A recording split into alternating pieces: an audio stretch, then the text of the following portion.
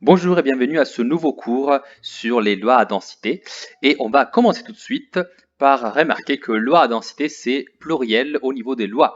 Et donc, après avoir vu en général qu'est-ce qu'une loi à densité, après avoir vu qu'est-ce que la loi uniforme, on va passer à notre deuxième grande et importante loi à densité, c'est-à-dire la loi exponentielle. Donc, je vais vous donner tout de suite qu'est-ce que c'est cette loi. C'est une loi très, très intéressante, une loi très utilisée qui modélise énormément de phénomènes en physique, en chimie et en général des phénomènes scientifiques qu'on étudie. Et donc, je commence sans plus tarder avec la définition. Eh bien, on dit que une variable aléatoire continue parce que bien sûr c'est le chapitre, d'accord? Donc en variable aléatoire x continue, je vous le mets entre parenthèses parce que ici c'est tout le temps le cas, suit la loi exponentielle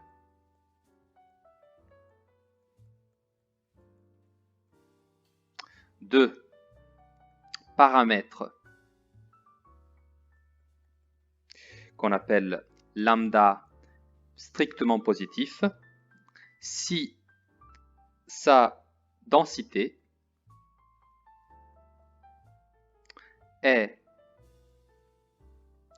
f de x égale lambda e à la puissance moins lambda x, fonction définie sur l'intervalle 0 plus infini.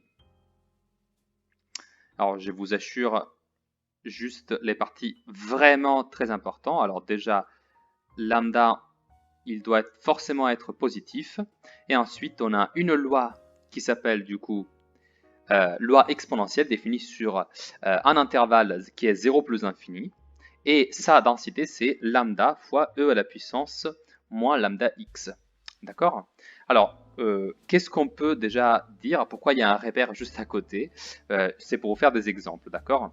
En général, on va dire du coup par exemple que x en rouge, du coup ce sera l'exemple rouge, suit la loi exponentielle de paramètres. Imaginons, d'accord? Imaginons de prendre lambda égale à 2, d'accord? Si sa densité, ça correspond du coup à la fonction f de x égale 2 e à la puissance moins 2x. Alors comment je peux faire ça? Alors déjà je sais que pour l'exponentielle, j'ai cette allure graphique, ça c'est e à la puissance x, et je vous ai déjà montré dans des exemples que si vous avez le graphique de e à la puissance moins x, et eh bien en fait c'est la même chose, sauf que en fait vous l'inversez, autrement dit, vous faites cette symétrie là, d'accord? Donc ça déjà c'est e à la puissance moins x. Mais qu'est-ce que vous savez sur e à la puissance moins x? Bah, vous savez que e à la puissance, si vous prenez pardon x égale à 0, et bah du coup ça passera par le point 1. Alors du coup, maintenant, imaginez de juste la multiplier fois n'importe quel nombre réel. Et du coup, imaginez par exemple d'avoir 2 fois e à la puissance moins 2x. Alors le moins 2x, il ne va pas trop changer l'allure de la fonction. Sur ce point, faites-moi confiance. Si vous me faites pas de confiance, il n'y a aucun problème. Juste pensez à dériver, à faire les deux fonctions. Vous trouverez que j'ai raison. Mais en fait, ce qui va changer un peu la donne d'un point de vue graphique, c'est le 2 qui est là.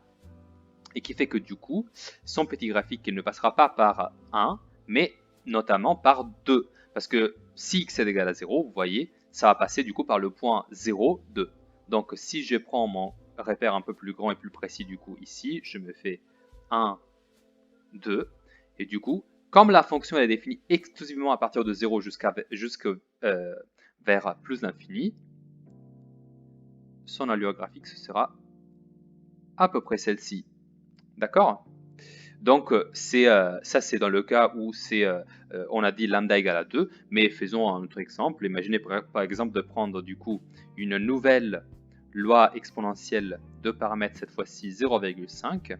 Qu'est-ce que ça veut dire? Ça veut dire que f de x ici sera égal à 0,5 e à la puissance moins 0,5 x. Et bah du coup, à la place de passer par 2, cette fois-ci, ça passera par, imaginez de prendre x égale à 0. Si x est égal à 0, du coup, ça fait 0,5 fois e à la puissance 0, donc 0,5 fois 1, et bah du coup, ça passera par là. D'accord? Et du coup, vous aurez une allure de ce type-là. toujours décroissante vers plus l'infini. D'accord? Ok, donc ça c'est juste pour vous donner un peu une idée de quelle est l'allure de cette densité de la loi exponentielle. Mais évidemment, ce qui nous intéresse premièrement, dès qu'on détermine une nouvelle loi, c'est comment calculer des probabilités avec. Donc je vais vous donner la propriété plus importante d'aujourd'hui. Propriété, eh bien en fait, soit x qui suit du coup la loi exponentielle de paramètres lambda. D'accord? Et soit, du coup, A, C et D appartenant à l'intervalle 0 plus l'infini. D'accord? Alors, il y a du coup 3 possibles calculs.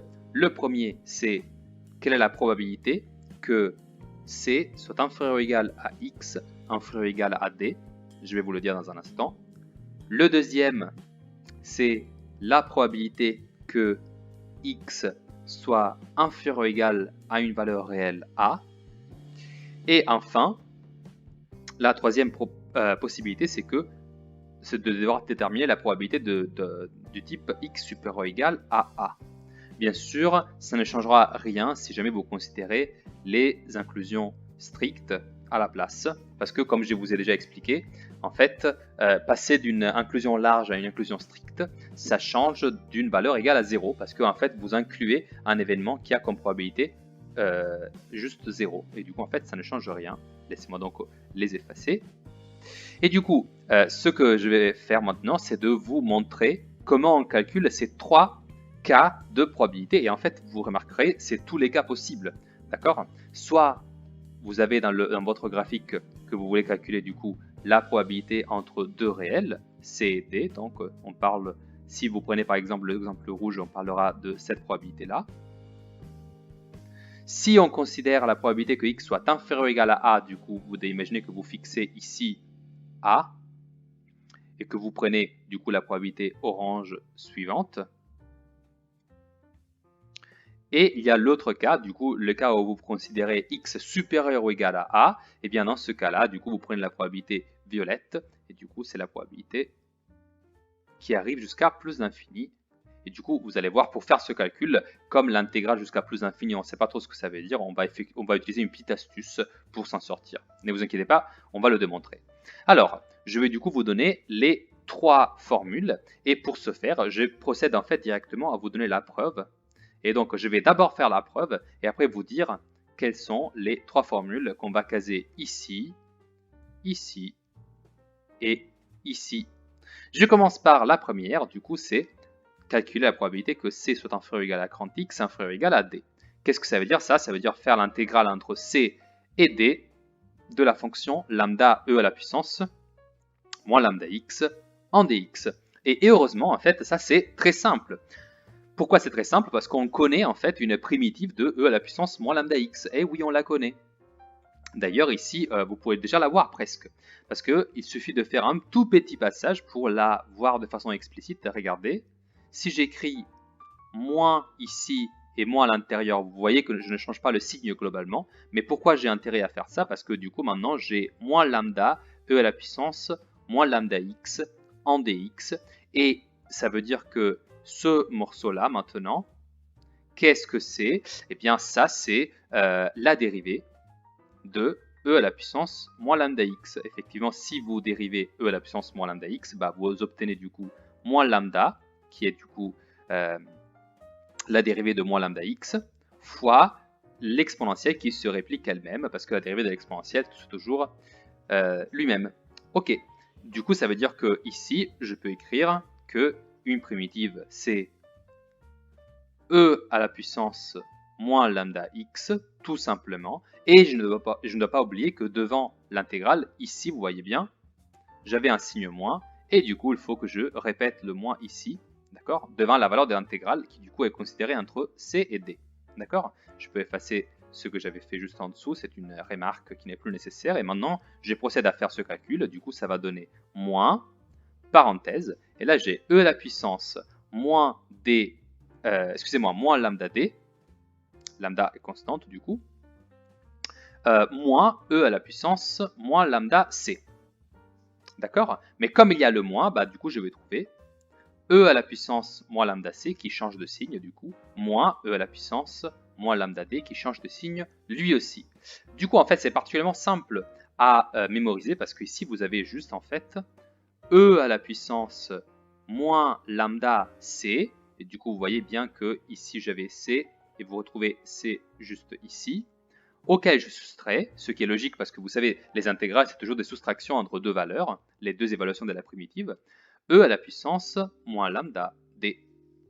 Et du coup, vous remarquez également que vous aviez d juste là, et vous le retrouvez juste ici. D'accord? Donc vraiment, c'est une formule qui est remarquablement simple quand même. D'accord? Ok, alors nous allons voir du coup la deuxième formule, c'est encore plus simple. En fait, on va juste exploiter ce qu'on a déjà vu.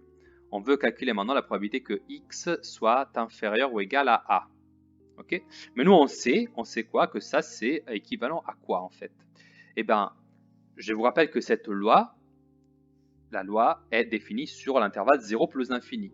Du coup, en fait, dire que x doit être inférieur ou égal à a, ça veut dire chercher la probabilité que x soit inférieur ou égal à a, mais ça doit aussi être supérieur ou égal à 0. Parce que x peut varier seulement entre 0 et plus l'infini. Ça, on l'a bien compris. Mais alors, qu'est-ce qu'on peut dire? Eh bien, on va dire que ça, c'est égal à l'intégrale entre 0 et a de e à la puissance moins lambda x. Et n'oublions pas la multiplication fois lambda en dx. Je peux donc dire que ici je peux exploiter la formule que je viens de décrire et qui me dit que du coup pour une telle probabilité, là le résultat est juste de faire e à la puissance moins lambda 0, du coup parce que ça c'est l'équivalent de c, ça du coup c'est l'équivalent de d, moins e à la puissance moins lambda a, du coup. Ok? Et donc je peux l'écrire directement ici, ce sera du coup e à la puissance moins lambda fois 0, moins e à la puissance moins lambda fois a. Mais alors, ici, je peux effacer la petite aide que je m'étais rajoutée et dire qu'en fait, e à la puissance moins lambda fois 0, c'est e à la puissance 0 en fait. Et donc ça fait 1 moins e à la puissance moins lambda a. Super. Et ça, du coup, je vais l'écrire au niveau de ma formule. Donc, probabilité que x soit inférieur ou égal à a, et bien ça se calcule par l'expression 1 moins e à la puissance moins lambda fois a. Super. Et du coup, bon, c'est logique, hein, on retrouve, là il y avait a, et on retrouve ici juste a. Bon, et pour le troisième cas alors, comment va-t-on faire? Je vous avais dit que c'était un cas un peu particulier parce qu'on ne peut pas le calculer directement. Du coup, je me fais juste un peu l'espace. On veut calculer la probabilité que x, cette fois-ci, soit supérieur ou égal à a. Donc, en fait, c'est comme si on faisait l'intégrale, je vous ai déjà dit, entre a et plus l'infini, ce qu'on n'a pas le droit de faire parce qu'on ne sait pas trop ce que ça veut dire d'intégrer jusqu'à plus l'infini. Mais heureusement, nous avons une astuce à suivre. En fait, regardons juste le sens géométrique de cette probabilité. Vous savez que vous avez votre jolie loi qui est faite à peu près comme ça. Elle passe du coup, vous l'avez compris, je pense, par la valeur, par le point en fait qui se trouve à hauteur lambda. Donc ce point-là, il est le point 0, point virgule lambda, très bien. Et puis elle descend comme ça. Donc si je fixe une valeur A réelle, positive, qui se trouve juste ici, vous êtes en train de calculer du coup la probabilité représentée par l'aire suivante. D'accord? Celle-là. Mais vous savez aussi que toute l'aire, le total de l'aire, en fait, disons la partie bleue que j'assure là, toute la partie bleue, ça, eh bien, ça fait 1. D'accord? Parce que c'est une propriété des lois à densité. Mais alors, si je veux trouver seulement la probabilité que x soit supérieur ou égal à a, ce que je peux faire, en fait, c'est de dire que ça, c'est égal à 1, donc toute l'aire, à laquelle je vais soustraire, du coup, seulement la partie entre 0 et a. D'accord? Autrement dit, si je soustrais à 1 cette partie-là, eh bien, je vais trouver exactement la partie qui m'intéresse, donc la portion qui me reste, la portion violette qui se trouve juste ici. D'accord? Et du coup, à quoi cela correspond cette aire que j'ai quadrillée en rouge? Eh bien, ça, c'est la probabilité que x soit inférieur ou égal à a. Autrement dit, ce n'est rien d'autre que juste ce que j'ai écrit à l'étape précédente. Mais je sais du coup ce que ça vaut, p de x inférieur ou égal à A, et je sais que ça vaut cette valeur-là. Du coup, je me la réécris et je dis que ça, c'est égal à 1 moins, parenthèse, et ça, c'est du coup 1 moins E à la puissance moins lambda A. Et du coup, ça fait 1 moins 1 plus E à la puissance moins lambda A. Et donc 1 moins 1, bah, vous le savez, ça fait un peu 0 quand même. Et donc il te reste juste E à la puissance moins lambda A. Super. Donc toute cette expression en fait est égale juste à E à la puissance moins lambda A. Et du coup je vais me l'écrire ici dans la partie des formules encadrées. Et du coup ça c'est égal à E à la puissance moins lambda fois A, tout court. D'accord? Et je vous mets en évidence que du coup le A, vous le retrouvez juste ici. Et en fait, avec cette propriété, vous pouvez calculer toutes les probabilités qui peuvent vous arriver en faisant des exercices ou des études avec la loi exponentielle. Vous n'avez plus besoin de rien d'autre. En fait, tout est déjà là. C'est ça qui est bien avec ces trois formules qui sont du coup très importantes. C'est qu'elles nous donnent tous les cas de figure possibles. Il n'y a pas d'autres cas qui ne sont pas explorés. Ici, il y a tout. D'accord? Toutes les possibles éventualités sont déjà là dans ces trois petits cadres. D'accord? Voilà, on va s'arrêter là pour aujourd'hui. C'est du coup assez. J'espère que c'est assez clair pour vous. Si ce n'est pas le cas, n'hésitez pas à me laisser cela en commentaire. J'essaierai de répondre à vos questions. Pour le moment, je vous remercie pour l'attention et je vous dis à très bientôt pour des prochaines vidéos.